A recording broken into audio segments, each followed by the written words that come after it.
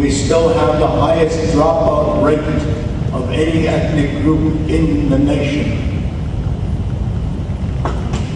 Asian people can come here to this country not speaking a word of English, speaking their own language. In 5 or 6 or 7 years, they are excelling. They are excelling in all the subjects at school. They haven't lost their language. They don't give up their culture. They don't give up their traditions. They remain who they are because they came in knowing who they are. There's not a hospital you can go into today anywhere in the country and you will not see a number of Asian doctors, men and women. There's not a business anywhere that does not have high profile, highly educated, with great skills of our brothers and sisters from the Asian nations. Take a good look at them. They're still speaking their language. They're practicing their culture. They, like us, are hated on the streets and in the shops.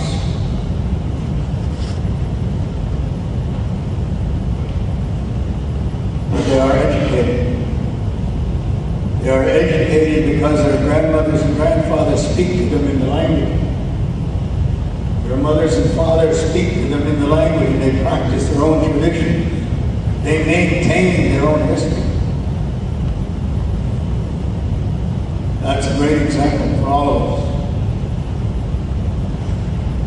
As I have taught the courses at the university, the gaps in education, they're not hard to discern.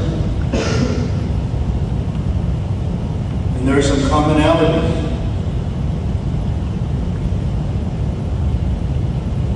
In some of the topics and courses that we have disseminated through our class activities, it has become very, very apparent the gaps in education.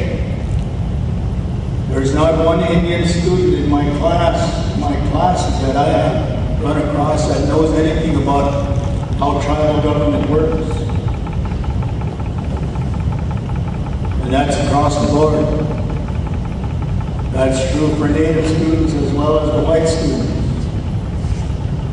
There's not one student that I have run across that knows anything about the Indian Act. So we had a study about that in our law and political science class. I assigned a whole assignment, a 4-week assignment to the Indian Act. White kids have never heard about it.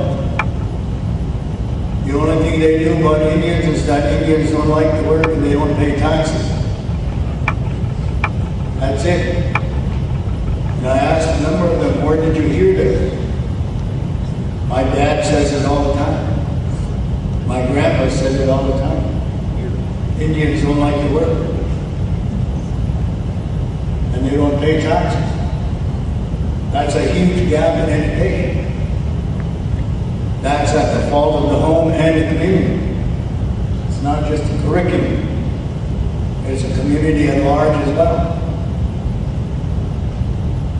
So when we had this assignment, I had them do a great deal of research. And the papers that came back about that, if you were able to read them, you would come to the same conclusion that I did. Across the board, the black students said the same thing, the Asian students said the same thing, the Native students said the same thing. I didn't know any of this. Likewise, a white student said, I didn't know any of this. None of this was taught to me in my home. None of this was said to me in my school. I didn't know anything about the Indian Act. And one student discovered that South Africa had visited Canada, and the South African apartheid law is based on the Canadian Indian Act. And doing that kind of research and coming to that kind of knowledge astounded the students. And so we made further inroads to that and said, in social change, here are some of the things that are involved in social change. Both America and Canada went through their throes and struggles over labor rights. How do you think people got the right to have fair labor laws? Now there are labor laws. There are minimum wage laws. There are health care laws. There are benefit laws. Those things did not come because somebody had goodness in their heart and said, we've got to take care of our workers. Workers had to stand up. Workers had to demonstrate. Workers had to put their life on the line. Many workers died at the hands of police, at the hands of the bosses. The bosses being those who owned business. And again, students were astounded that we did not know this. We said social change involves a lot of things. And we asked the question, in Canada, when did women get the right to vote? What was the women's suffrage period all about? And again, the same reaction. I did not know any of this. We asked them to do research. Who were the principal women involved in the women's suffrage movement?